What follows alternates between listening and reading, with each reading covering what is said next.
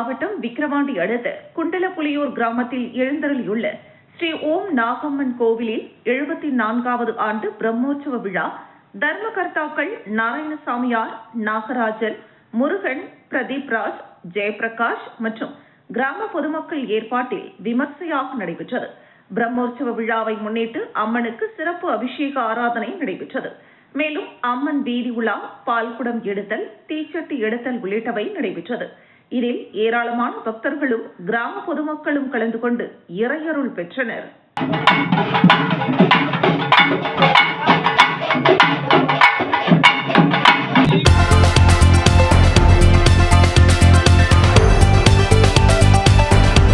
விழுப்புரம் மாவட்டம் வல்லம் அடுத்த தையூர் கிராமத்தில் உள்ள அருள்மிகு தடுத்தாண்டீஸ்வரர் உடனுரை தையல் நாயகி அம்மன் கோவில் சித்திரை பௌர்ணமி தேர் திருவிழா நடைபெற்றது.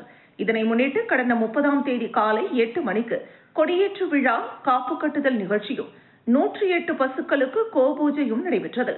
மே 1ஆம் தேதி காலையில் சுவாமிக்கு சிறப்பு அபிஷேகமும், பால்குட ஊர்வலமும், தீ மிதித்தல், தெப்பல் உற்சவம் நடைபெற்றது.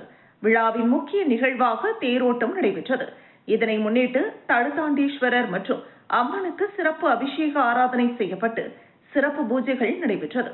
அதனைத் தொடர்ந்து தடுத்தாண்டீஸ்வரர் மற்றும் தையல் நாயகி அம்மனுக்கு சிறப்பு அலங்காரம் செய்யப்பட்டு திருக்கல்யாண வைபவம் நடைபெற்றது. தொடர்ந்து முக்கிய நிகழ்வாக தேர் திருவிழா நடைபெற்றது. அலங்கரிக்கப்பட்ட உற்சவர் தடுத்தாண்டீஸ்வரர் உடனுரை தையல் நாயகி அலங்கரிக்கப்பட்ட தேரில் எழுந்தருளினர். தேருக்கு சிறப்பு பூஜைகள் செய்யப்பட்டு தேர் வடம் பிடிக்கும் நிகழ்ச்சி நடைபெற்றது. இதில் தையூர் உள்ளிட்ட பல்வேறு கிராமங்களில் இருந்து ஏராளமான பக்தர்கள் கலந்து கொண்டு தேரை வடம் பிடித்து இழுத்து சுவாமி தரிசனம் செய்தனர். தேர் முக்கிய வீதிகள் வழியாக சென்று மீண்டும் தேர் நிலையை அடைந்தது. திருவிழாவில் கலந்து கொண்ட பக்தர்கள் அனைவருக்கும் அன்னதானம் வழங்கப்பட்டது. திருவிழாவிற்கான ஏற்பாடுகளை முன்னாள் ஊராட்சி மன்ற தலைவர் தென்னரசு மற்றும் அனைத்து மகளிர் கூட்டமைப்பு, தமிழன் இளைஞர்கள் மற்றும் கிராம பொதுமக்கள் செய்திருந்தனர். கோவில் திருவிழாவில் செஞ்சி காவல் ஆய்வாளர் அண்ணாதுரை மேற்பார்வையில் ஏராளமான காவல்துறையினர் பாதுகாப்பு பணியில் ஈடுபட்டனர்.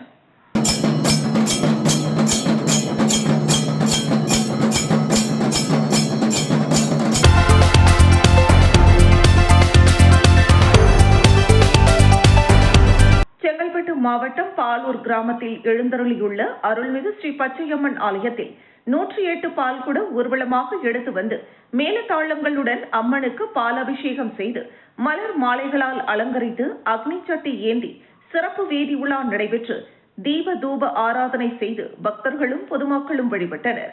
மேலும் ஆலய நிர்வாகம் சார்பில் பொதுமக்களுக்கு அன்னதானம் வழங்கப்பட்டது. இந்த நிகழ்வில் ஆலய நிர்வாகிகள் அமல்ராஜ் மற்றும் உபயதாரர்கள் கருணாநிதி, ராணி, மேகநாதன், லோகநாதன், பாண்டுரங்கன், தாவித் ராஜா, தரஷ்டு, அமல்ராஜ், குமார், சின்ன பொண்ணு, கிராம பொதுமக்கள் மற்றும் பக்தர்கள் கலந்து கொண்டனர்.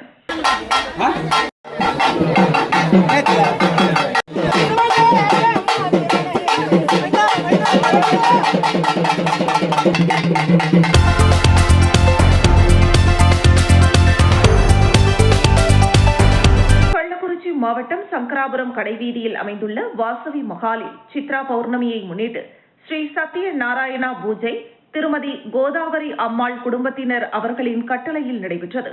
இதில் செட்டி நாட்டாமை சீனிவாசன் தலைமையில் வாசவி கிளப் வனிதா, ஆரிய வைசிய மகாசபா, ஆரிய வைசிய மகிழா சபா, ஆரிய வைசிய இளைஞர் சங்கம் மற்றும் ஆரிய வைசிய சமூகத்தை சார்ந்த பொதுமக்கள் கலந்து கொண்டனர். கலந்து கொண்ட அனைவருக்கும் அன்னதானம் வழங்கப்பட்டது.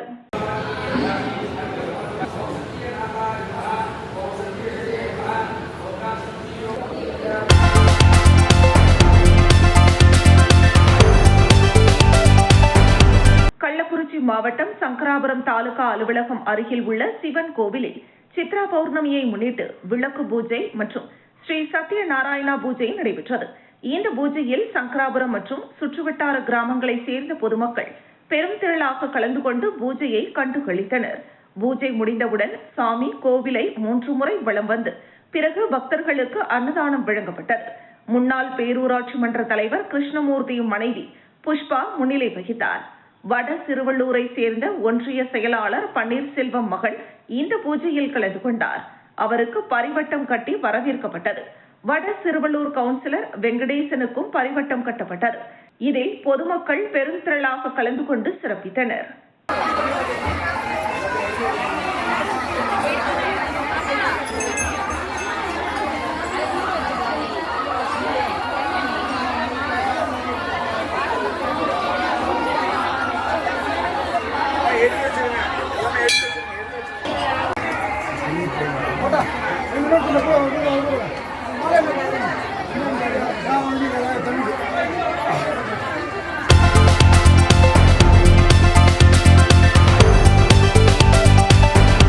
காஞ்சிபுரம் மாவட்டம் வாலாஜாபாத் பகுதியில் உள்ள வெள்ளேரியம்மன் ஆலயத்தில் உள்ள ஸ்ரீ மலையாள பகவதி அம்மனுக்கு ஆண்டுதோறும் சித்ரா பௌர்ணமி அன்று சுற்றியுள்ள கிராமங்களில் இருந்து ஏராளமான பெண்கள் பால்குடம் ஏந்தி வழிபடுவது வழக்கம்.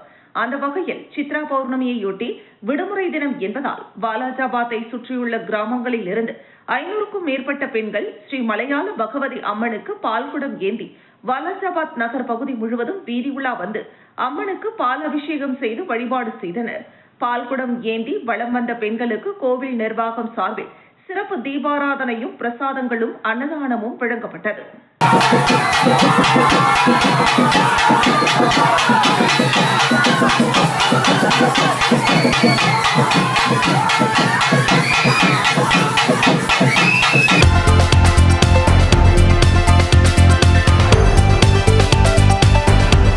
மே 1ஆம் தேதி உழைப்பாளர் தினத்தை முன்னிட்டு செங்கல்பட்டு நகரத்திற்குட்பட்ட ராட்டினக்கிணறு பகுதியில் ஜல்லி தொழில் புரிவோர் நலசங்க நிறுவனர் மேலமையூர் ஜல்லி முருகன் ஏற்பாட்டில் நலத்திட்ட உதவிகள் மற்றும் சங்க உறுப்பினர்களுக்கு அடையாள அட்டை வழங்கி சங்க கொடியேற்றும் நிகழ்ச்சி நடைபெற்றது.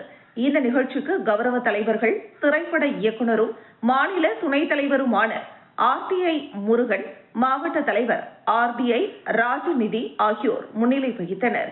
வெற்றி ரியல்ஸ் அகில இந்திய கட்டுனர் சங்க செங்கை மையம் நிர்வாக குழு உறுப்பினர் லயன் வேலாயுதம், செங்கல்பட்டு நகர வியாபாரிகள் நல சங்க தலைவர் உத்தரகுமார், செயலாளர் துரைராஜ், மாநில வெல்டிங் சங்க தலைவர் குணசேகரன், தமிழ்நாடு தையற்கலை தொழிலாளர்கள் முன்னேற்ற சங்க செங்கல்பட்டு நகர தலைவர் கோபி ஆகியோர் சிறப்பு விருந்தினர்களாக கலந்து கொண்டு சங்க கொடியேற்றி ஜல்லி தொழிலாளிகள் 100 பேருக்கு நலத்திட்ட உதவியாக 25 கிலோ எடை கொண்ட அரிசி மூட்டைகள் மற்றும் 100 பேருக்கு சங்க உறுப்பினர் அடையாள அட்டைகளை வழங்கி கௌரவித்தனர்.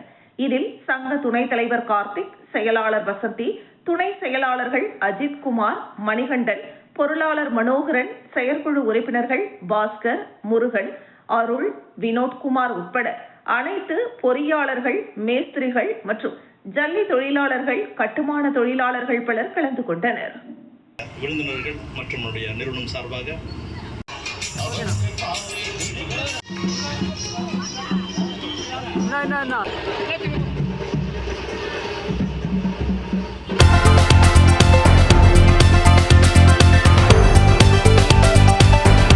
செங்கல்பட்டு தெற்கு மாவட்டம் அச்சரப்பாக்கம் வடக்கு வட்டார காங்கிரஸ் கமிட்டி சார்பில் வேடந்தாங்கல் கிராமத்தில் நீர்மோர் மற்றும் தண்ணீர் பந்தல் திறப்பு விழா நிகழ்ச்சி PCC மாநில பொதுக்குழு உறுப்பினர் சதீஷ்குமார், அச்சரப்பாக்கம் வடக்கு வட்டார தலைவர் ஹரிபிரசாத் ஏற்பாட்டில் நடைபெற்றது. இதில் சிறப்பு அழைப்பாளராக செங்கல்பட்டு தெற்கு மாவட்ட காங்கிரஸ் கமிட்டி தலைவர் பிரபு, மாவட்ட துணைத் தலைவர் இளைஞர் காங்கிரஸ் கௌதம், மாவட்ட பொதுச் செயலாளர் நேருஜி ஆகியோர் கலந்து கொண்டு நீர்மோர் மற்றும் தண்ணீர் பந்தலினை திறந்து வைத்து பொதுமக்களுக்கு நீர்மோர், நுங்கு, வெள்ளரிக்காய் உள்ளிட்ட குளிர்ச்சியான பொருட்களை வழங்கினர். இந்த நிகழ்ச்சியில் காங்கிரஸ் கட்சியின் நிர்வாகிகள் சந்தோஷ், விமல், தமிழ்மாறன், ரஞ்சித், புஷ்பராஜ், திருவேங்கடம், சந்துரு உள்ளிட்ட காங்கிரஸ் கட்சி நிர்வாகிகள் பலர் கலந்து கொண்டனர். எங்களுடைய அருமை தலைவர் ராகுல் காந்தி அவர்களின் செங்கல்பட்டு தெற்கு மாவட்டத்தில் முதல் நீர்மோர் பந்தல் திருவிழா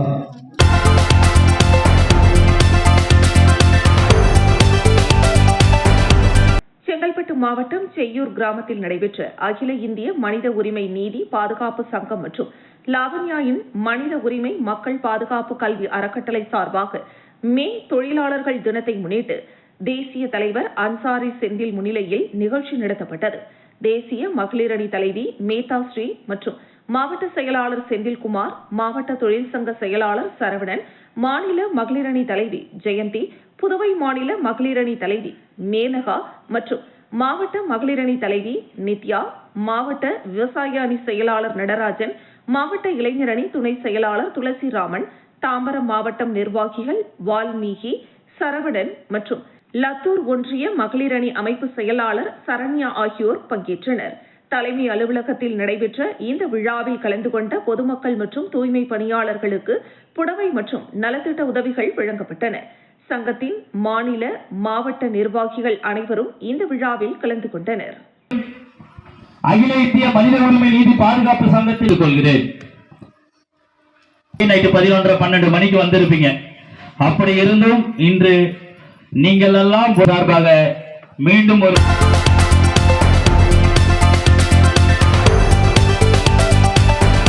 national republic party of India தேசிய தலைவர் வழக்கறிஞர் குப்தா 2026 சட்டமன்ற தேர்தலில் திமுக அரசுக்கு தனது முழு ஆதரவை கடிதம் மூலம் தமிழ்நாடு மாநில தலைவர் தேவாவிடம் வழங்கி ஆதரவை தெரிவிக்குமாறு தெரிவித்ததன் அடிப்படையில் தேவா திமுக அமைப்பு செயலாளர் RS பாரதியிடம் கடிதத்தை வழங்கி திமுக அரசுக்கு தனது முழு ஆதரவை தெரிவித்தார். 4ஆம் தேதி வாக்கு எண்ணிக்கை நடைபெறவிருக்கும் நிலையில் திமுக கூட்டணி 200க்கும் மேற்பட்ட தொகுதிகளில் வெற்றி பெற்று மீண்டும் முதலமைச்சர் ஸ்டாலின் சிறப்பான ஆட்சியினை மக்களுக்கு வழங்க மாநில தலைவர் தேவா தனது வாழ்த்துக்களை தெரிவித்துள்ளார். வணக்கம். கடந்த திமுகவினுடைய ஆட்சி சிறப்பான ஆட்சியை மனதில் கொண்டு மக்களுடைய நல திட்டங்களை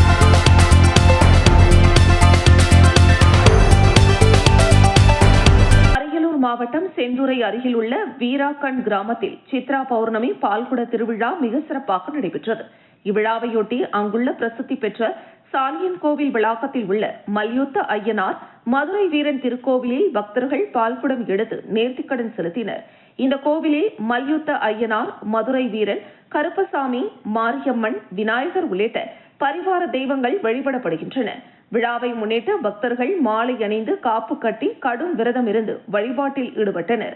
ஏரிக்கரையிலிருந்து கரகங்கள் ஜோடிக்கப்பட்டு செவ்வாடை அணிந்த பக்தர்கள் பால்குடம் மற்றும் சக்தி கரகங்களை ஏந்தி முக்கிய வீதிகள் வழியாக பம்பை மேளம், மங்கள இசையுடன் ஊர்வலமாக வந்து கோவிலை அடைந்தனர். பின்னர் பக்தர்கள் கொண்டு வந்த பாலால் சுவாமிக்கு அபிஷேகம் செய்யப்பட்டது. தொடர்ந்து மலர் மாலைகள் அணிவித்து மகா தீபாராதனை நடைபெற்றது. இதில் திரளான பக்தர்கள் கலந்து கொண்டு சுவாமி தரிசனம் செய்தனர். சுவாமி திருவீதி உலா நடைபெற்றது. பொதுவாக இறைவனை பார்க்க ஆலயத்திற்கு வருவது வழக்கம். ஆனால் திருவிழா பொழுது மக்களை நோக்கி இறைவன் வருவது பாக்கியம் என்பது புராணங்கள் கூறுகின்றன.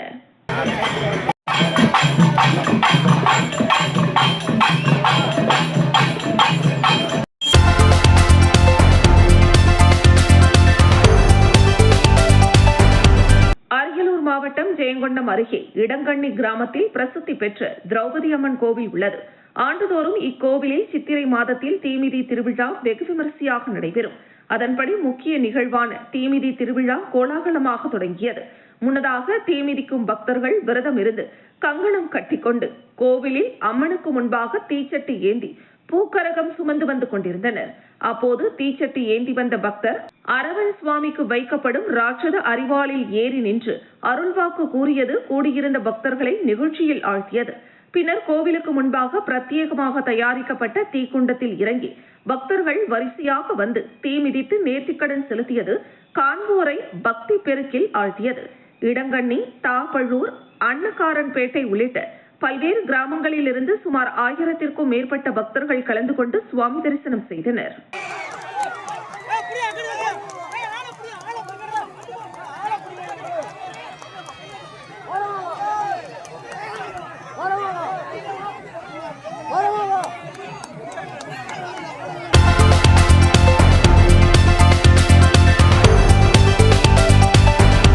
செங்கல்பட்டு மாவட்டம் கல்பாக்கம் அடுத்த புதுப்பட்டினத்தில் தமிழ்நாடு வீட்டு வேலை தொழிலாளர் நலச்சங்க அமைப்பு நடத்திய தொழிலாளர் தின விழிப்புணர்வு பேரணி மற்றும் கருத்தரங்கம் நடைபெற்றது.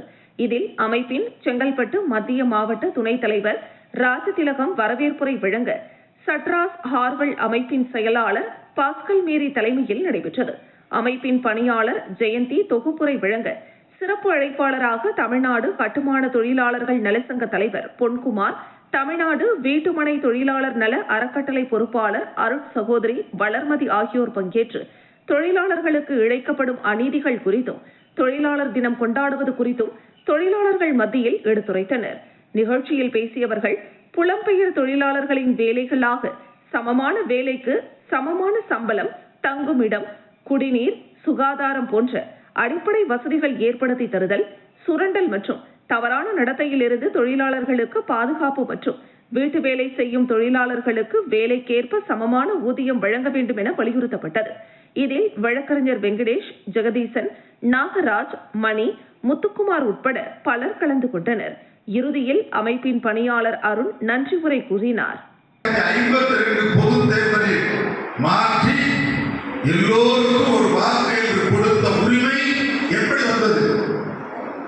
அரசியல் மாற்றம். பெண்களுக்கு சொத்துல பங்கு உண்டு. ஒரு அப்பா தான் பையன் பிறகுறான்.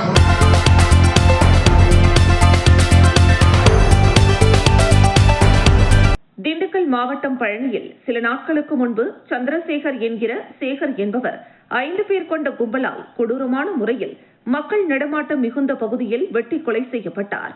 இதற்கு பழிவாங்கும் முயற்சியில் சந்திரசேகரின் நண்பர்கள் பழனி அருகே உள்ள ரூக்குவார்பட்டி அருகே பயங்கர ஆயுதங்களுடன் மறைந்திருந்தனர். இதனிடையே இவர்கள் கொலை செய்ய சதி தீட்டம் தீட்டிய செயல் பழனி காவல்துறை கண்காணிப்பாளர் தனஞ்சயனுக்கு ரகசிய தகவல் கிடைத்ததன் அடிப்படையில் சந்திரப்பட்டி காவல் ஆய்வாளர் ஆறுமுகம் நைனார், ஆயக்குடி சார்பு ஆய்வாளர் முரளி தலைமையிலான காவலர்கள் சென்று ரூக்குவார்பட்டியில் பதுங்கியிருந்த கும்பலை கைது செய்தனர். முன்னதாக துர்கைராஜ், மாசானம், பிரபாகரன், அருண் பாண்டியன், சாரதி என்கிற பில்லா மற்றும் மேகவர்மன் ஆகியோரை கைது செய்து அவர்களிடமிருந்து கொடூர ஆயுதங்கள், இருசக்கர வாகனம் மற்றும் ஆட்டோவை பறிமுதல் செய்தனர். கைது செய்யப்பட்டவர்கள் தொடர்ந்து நீதிமன்ற உத்தரவின்படி சிறையில் அடைக்கப்பட்டனர். மேலும் பழனியில் தொடர் கொலைகள் நடந்து வரும் நிலையில் பழிக்கு பழிவாங்க காத்திருந்த கொலை கும்பலை கைது செய்து கொலையை தடுத்து நிறுத்திய பழனி காவல்துறையினரை சமூக ஆர்வலர்கள் வெகுவாக பாராட்டி வருகின்றனர்.